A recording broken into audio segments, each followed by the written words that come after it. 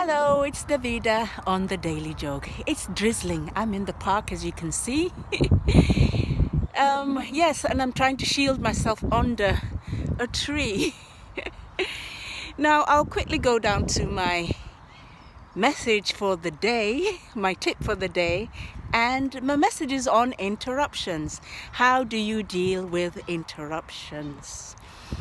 Now, you might have made a plan to do certain things. You've got your priorities like we spoke about yesterday, but there are interruptions that will come to try to take your attention, and some of those interruptions are often genuine ones.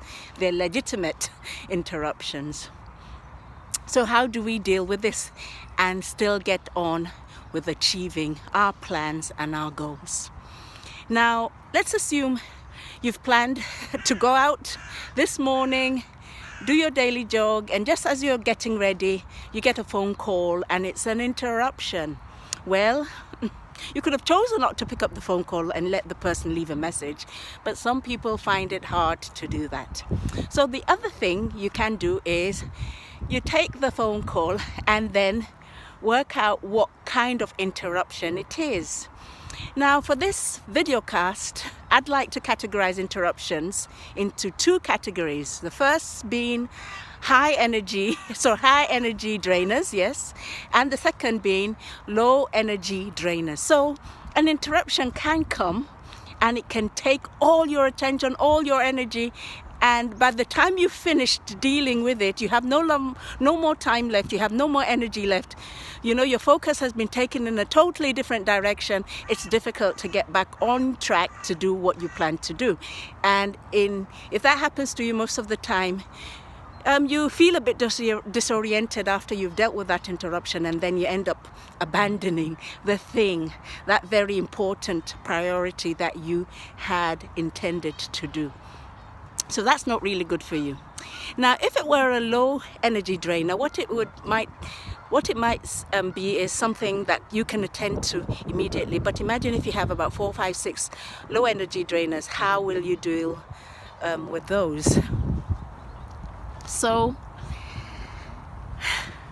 what do you do? Now let's take a lesson from Jesus. Let's take a lesson from the Bible. Now, Jesus was in a faraway town with his disciples when he got the message that Lazarus was very ill and he was nearly dead. He was dying.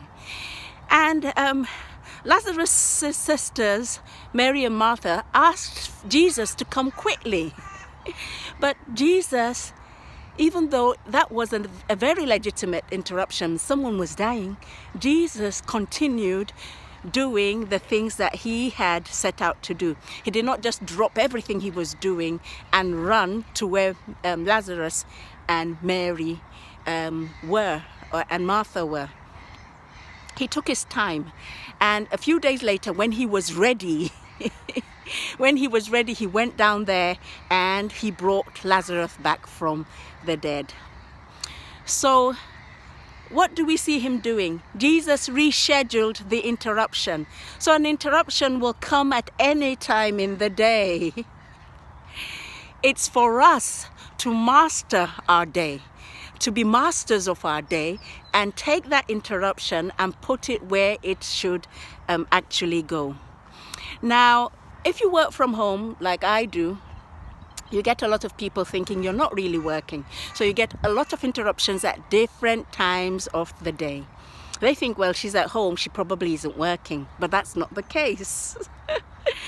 So I've decided that my interruptions will be scheduled from anything as from 7 o'clock in the evening till probably 9, 10, till I probably can, maybe till my bedtime. And you might also want to think of finding an appropriate time for rescheduling your interruptions.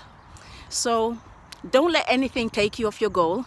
Don't let anything take you off your jogging and your fitness goals or your plan to keep fit.